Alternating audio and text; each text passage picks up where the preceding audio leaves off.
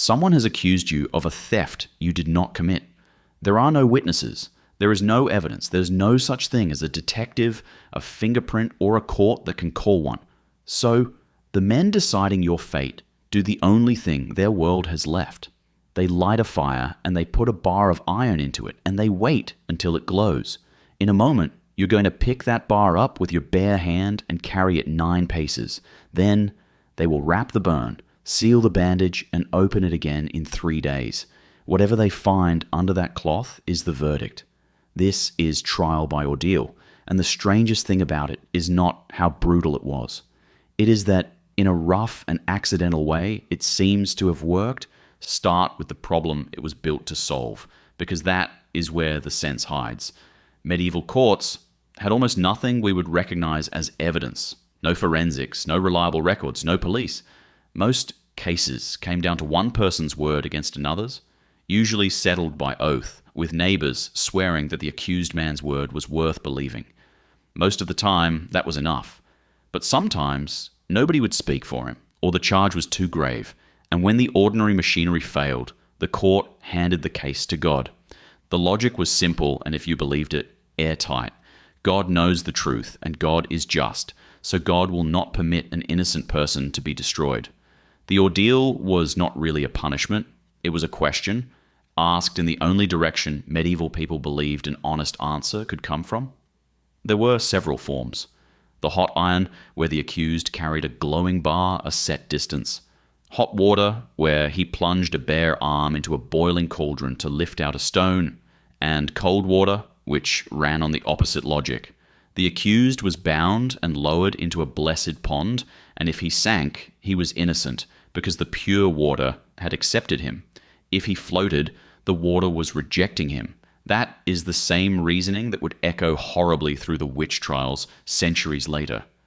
The ritual around all of this was enormous, and the ritual is the part that matters. The accused fasted for 3 days beforehand. He heard Mass. He swore his innocence on relics in front of everyone he knew. The priest blessed the iron.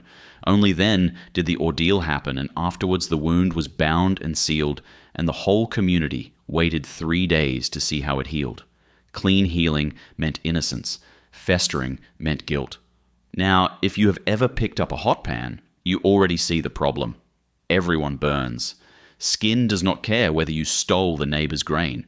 So, how was this anything other than a machine for convicting whoever was unlucky enough to be accused? Here is the first surprise. Look at the surviving records, and the ordeal acquits far more often than it convicts. In the collections historians have studied, the great majority of people who actually went through with it were found innocent.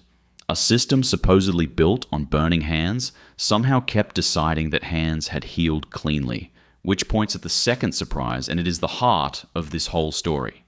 The ordeal's real work was not done by the iron. It was done in the days before anyone touched the iron. Put yourself back in that world and believe what those people believed. You genuinely, completely accept that God is about to judge you in front of your entire village and that lying under this ritual damns you. Now, imagine you are guilty. What do? You do not walk calmly toward the fire. You confess. You settle. You suddenly discover you would like to pay compensation, or you flee the district, or you drop the claim. And the records show exactly that pattern. A great many ordeals were called and never actually happened because the case collapsed once the ordeal became real. So the ordeal filtered people before it ever burned anyone. The guilty, if they believed, removed themselves. The people who kept walking toward the iron were overwhelmingly the ones who were certain they had done nothing and were certain God would say so. In modern language, it was a very crude lie detector, and it ran on faith rather than on physiology. It did not detect the lie, it made the liar detect himself.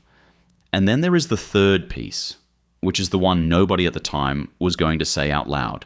The whole procedure was run by the clergy. A priest heated the iron. A priest decided how long the accused fasted, how the wound was bound, and crucially, a priest inspected the wound and announced whether it had healed cleanly or was festering. There is no fixed standard for either of those. Any burn 3 days old is a mess, and calling it clean or corrupt is a judgment, not a measurement, which means the man with the most information about the accused, the local priest who knew the village and its quarrels, and probably had a shrewd idea who was lying, held the verdict entirely in his hands. It is very hard to look at the acquittal rate and not conclude that the clergy were, quietly and routinely, letting people pass. So, the ordeal was three things at once. A sincere appeal to God, a screening device that frightened the guilty into confessing, and a discreet lever that let a knowledgeable local decide the outcome while everyone agreed heaven had decided it. It ended abruptly.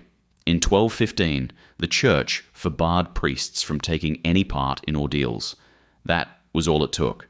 Without the blessing, the ordeal was just a man burning his hand for no reason, and it lost the only thing that gave it authority. Across Europe, the practice collapsed within a generation, leaving a hole where the court's fact-finding used to be.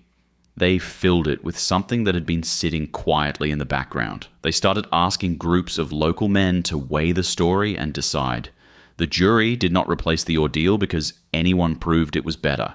It replaced it because the older thing was suddenly unavailable. So the next time trial by ordeal comes up as a punchline about how stupid the past was, remember what it actually was. Not a superstition that happened to be cruel, but a working piece of social technology aimed at the one problem every justice system has and none has solved, which is how you find out what really happened when the only evidence is what people are willing to say. They used fire and faith. We used 12 strangers in a room. If you want more history that turns out cleverer than it looks, subscribe.